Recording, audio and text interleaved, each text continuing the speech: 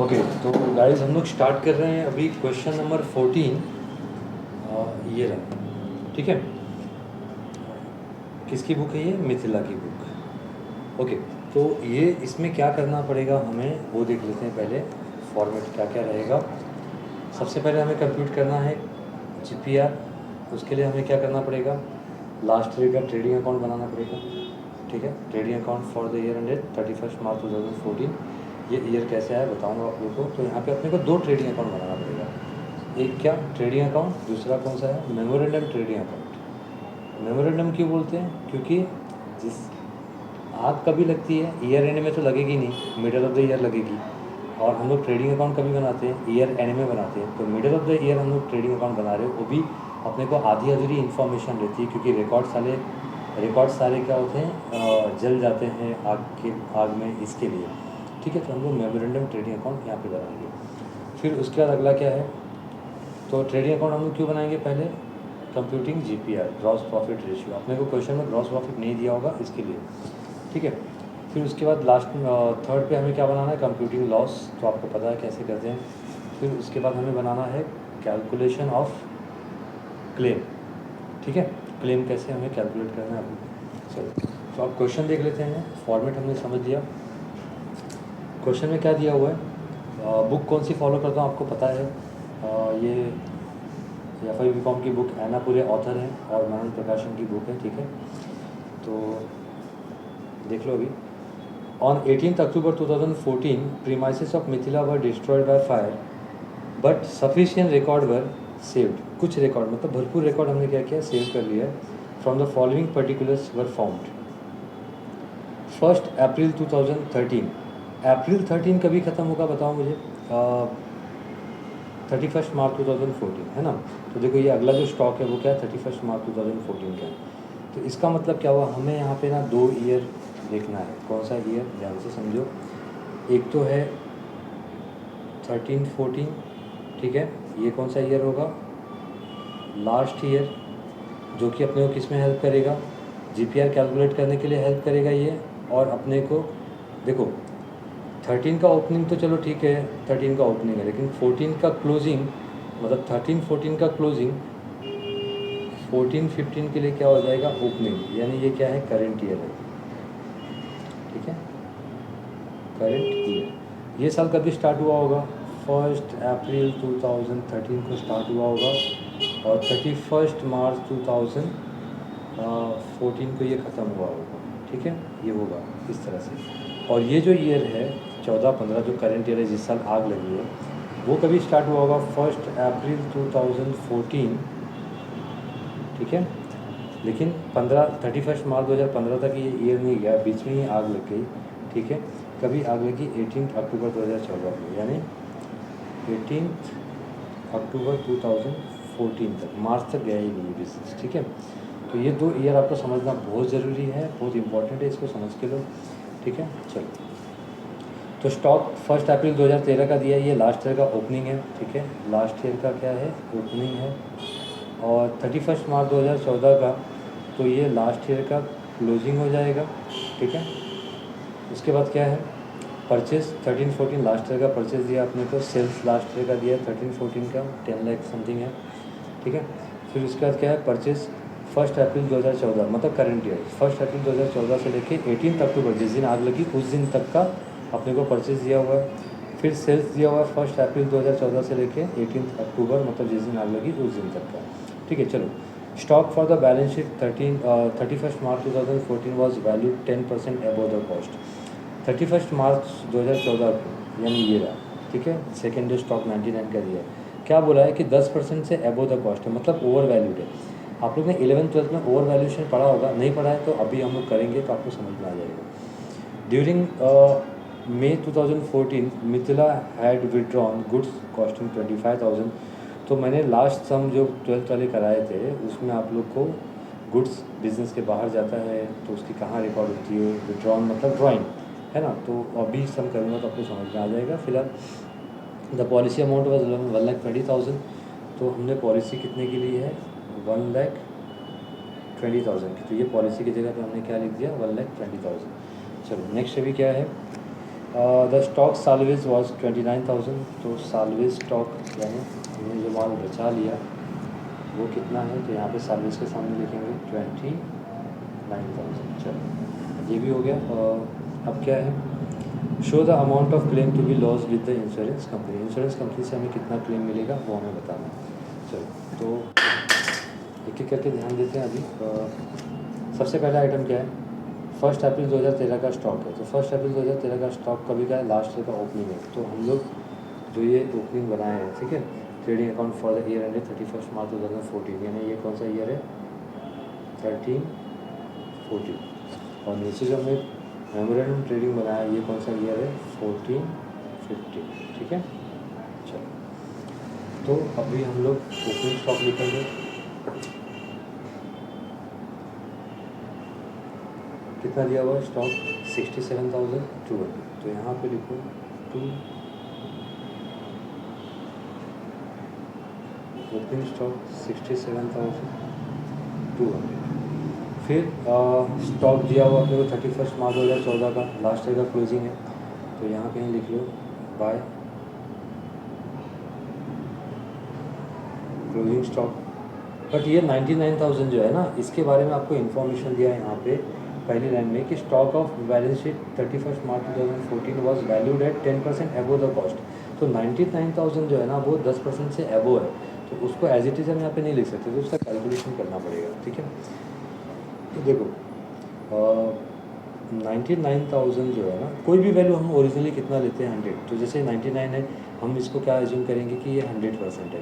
But question में adjustment में साफ साफ बोला कि 10% एबो है, यानी 100 + 10 कितना हो गया, 110 हो गया, ठीक है।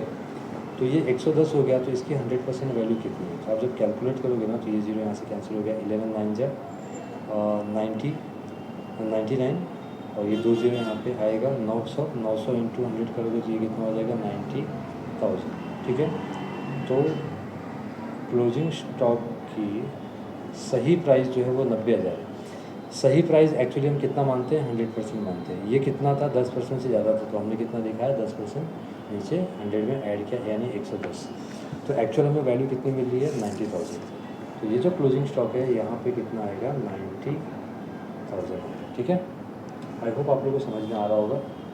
समझ में आ रहा होगा तो प्लीज़ वीडियो को लाइक और शेयर जरूर करें, ठीक है।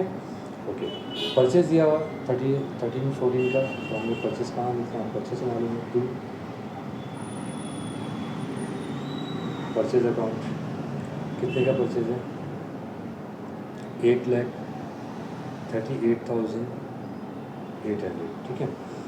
अब ये परचेज हो गया, बाद में क्या दिया हुआ है, सेल्स। तो बाय क्या लिखेंगे, सेल्स, ठीक है। और सेल्स कितना दिया हुआ है, 10,20,000, ओके। फिर परचेज दिया है जिस साल आग लगी उस साल की। अच्छा एक चीज़ मैं बता दूं आप लोगों को, ये जो क्लोजिंग स्टॉक हमने यहाँ पे लिखा है, ये लास्ट ईयर का क्लोजिंग करेंट ईयर के लिए क्या हो जाएगा, ओपनिंग। तो हम यहाँ पे कहाँ लिखेंगे, 2 ओपनिंग स्टॉक कितना, 90,000, ठीक है। परचेज हो गया, सॉरी परचेज लिखना है ना आपको, ठीक है।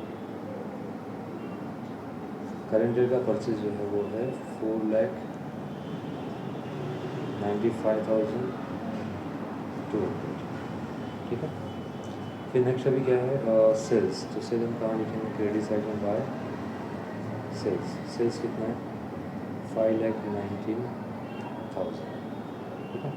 ये हो गया, ओके। तो यहाँ पे जितने भी आइटम दिए हैं हमने सारी पोस्टिंग कर दी। अब हम क्या करेंगे, एडजस्टमेंट में भी सब कुछ कर दिया। ये 10% या 25,000 भी हमने क्या किया, अच्छा 25,000 करना है ड्यूरिंग मई 2014। अब मुझे बता मई 2014 कहाँ आएगा, यहाँ पे देखो, ये जो ईयर हमने बनाया था ना, यहाँ पे देखते हैं, ये जो ईयर 13-14 है, तो 13 का अप्रैल से लेकर दिसंबर तक आएगा। और देखो ये टोटल 13-14 मतलब क्या हुआ, 12 महीने हुए। तो 13 के कौन से महीने आएंगे, कभी से स्टार्ट होता है, अप्रैल से स्टार्ट होता है। देखो यहाँ पे, तो अप्रैल से लेकर दिसंबर 2013 तक 9 महीने होते हैं। और 1 जनवरी 2014 से लेकर 31 मार्च, कोई भी ईयर एंड कभी होता है 31 मार्च को, तो 31 मार्च 2014 तक कितना महीना था, 3 महीने। तो यहाँ का 13 का 9 महीना, 14 का 3 महीना, तो 3 महीना कौन से होंगे, जैन फेब मार्च। और हमें क्वेश्चन में क्या दिया हुआ है, मई दिया हुआ है। तो मई दिया हुआ है, इसका मतलब क्या हुआ, मई 14 कहाँ आएगा, 14 15 में आएगा। क्यों? क्योंकि 14 अगर स्टार्टिंग में, तो इसका मतलब क्या हुआ, अप्रैल से लेकर दिसंबर, तो अप्रैल के बाद मई आता है ना, तो यहाँ पे आएगा मई। और मार्च 2015, तो छोड़ो उसको ध्यान देने की जरूरत नहीं है अपने को, फिलहाल अपने को मई से मतलब है। तो यहाँ पे मई 2014 कहाँ भी आएगा, करंट ईयर में आएगा, ठीक है, 14-15 में आएगा। तो करंट ईयर में क्या हुआ है, देखो तो ज़रा क्या बोल रहा है कि during May 2014 Mithila had withdrawn. Mithila कौन है, ओनर है। तो ओनर अगर गुड्स विड्रॉ करता है यानी ड्रॉइंग हुआ, तो आपको पता होना चाहिए कि गुड्स अगर ड्रॉ करते हैं तो कहाँ पे आता है, ट्रेडिंग के क्रेडिट साइड में आता है। तो बाय यहाँ पे क्या लिखेंगे, गुड्स टेकन या फिर विड्रॉन बाय मिथिला। कितने का गुड्स उसने विड्रॉ किया, 25। अगर सेलिंग प्राइस पे होता तो हम जरूर इसको क्या करते, वापस से कैलकुलेट करते। लेकिन ये क्या है, सेलिंग प्राइस पे नहीं है, यहाँ पे साफ साफ दिया है कि गुड्स कॉस्टिंग यानी कॉस्ट पे। ठीक है, चलो सारे एडजस्टमेंट ऑलमोस्ट हो गए। अब हम क्या करेंगे, देखो पूरा क्वेश्चन आपने पढ़ लिया, आपको कहीं पे भी जीपीआर नहीं दिया होगा। इसके पहले जितने भी सम आपने किए होंगे वहाँ पे क्या था, जीपीआर रहता था। ठीक है, तो जीपीआर क्योंकि हमें ये सम में क्या करना है, कैलकुलेट करना है। तो अब हम क्या करेंगे, इसको टैली करेंगे। यहाँ पे क्लोजिंग स्टॉक है 10,20,000 + 90 कितना होगा, 11,10,000। ठीक है, यहाँ पे भी कितना लिखेंगे, 11,10,000। और ये दोनों को टोटल करके जब 11,10,000 से माइनस करोगे तो you will get gross profit of 2,04,000। ठीक है, आप कैसे कर सकते हो। तो 2 क्या आएगा यहाँ पे, ग्रॉस प्रॉफिट कैरिड ऑन। अब ये अपने को हेल्प करेगा जीपीआर कैलकुलेट करने के लिए। तो यहाँ पे लिखेंगे जीपीआर, ग्रॉस प्रॉफिट रेशियो। तो ग्रॉस प्रॉफिट रेशियो कैसे निकलते हैं, gross profit divided by sales multiplied by 100। Gross profit बताओ कितना है यहाँ पे, 2,04,000। सेल्स कितना था, 10,20,000 इंटू 100। तो देखो ये समझो 102 का डबल कितना होगा, 204, यानी आप कैलकुलेट करोगे तो यू विल गेट 20%। तो अपना जीपीआर कितना निकल के आ रहा है, 20% आ रहा है। तो यही जीपीआर हमको क्या करेगा, हमारा क्लोजिंग स्टॉक कैलकुलेट करने के लिए हेल्प करेगा 2014-15 के लिए, जिस साल आग लगी थी। ठीक है, चलो इसको आप टोटल कर लेते हैं। बाय यहाँ पे क्या लिखोगे, क्लोजिंग स्टॉक, और यहाँ पे क्या लिखोगे, 2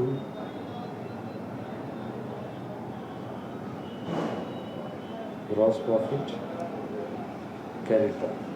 ठीक है, चल तो अभी हम लोग को पता है कि जीपीआर कितना है, 20% है। तो डायरेक्टली हम लोग 20% किसका मारेंगे, 5,19,000। तो 5,19,000 का जीपीआर जो होगा वो कितना आएगा, कैलकुलेट करोगे अगर कैलसी पे तो यू विल गेट 1,03,800। ठीक है, ओके। तो अब हम इस साइड पे टोटल लेंगे। तो 8 और 2 कितना होगा, 10, यानी 3 0 1 कैरी किया, 6 और 3 9। ठीक है, फिर उसके बाद 9 और 9 18 का 8, 1 कैरी किया, 1 और 4 5 और 1 6, 6,89,000। ठीक है, यहाँ पे भी कितना आएगा, 6,89,000। अब ये ऊपर की वैल्यूज हम क्या करेंगे, इसमें से माइनस करेंगे। और जब माइनस करेंगे तो अपने को वैल्यू मिलेगा 1,45,000। ये क्या हो जाएगा हमारे लिए, क्लोजिंग स्टॉक। ठीक है, तो हमें क्लोजिंग स्टॉक मिल गया हमारा। और अब हम लोग क्या करेंगे, कंप्यूटिंग लॉस, यानी लॉस हम फाइंड करेंगे। तो हमारा क्लोजिंग स्टॉक कितना था, 1,45,000 जिस दिन आग लगी। और आग लगने के बाद 1,45,000 में से हमने 29,000 का माल क्या किया, बचा लिया। तो ये 3 0 यहाँ पे आएगा, 15 - 9 6, 3 - 2 1 और ये 1, 1,16,000 का क्या हुआ, अपने को लॉस हुआ। ठीक है, चलो तो अब हम लोग क्या करेंगे, क्लेम कैलकुलेट करेंगे।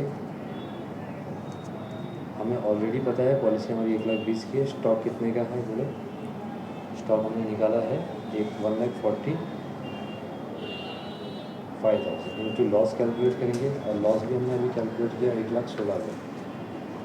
तो 1,16,000 हम यहाँ पे लिखेंगे।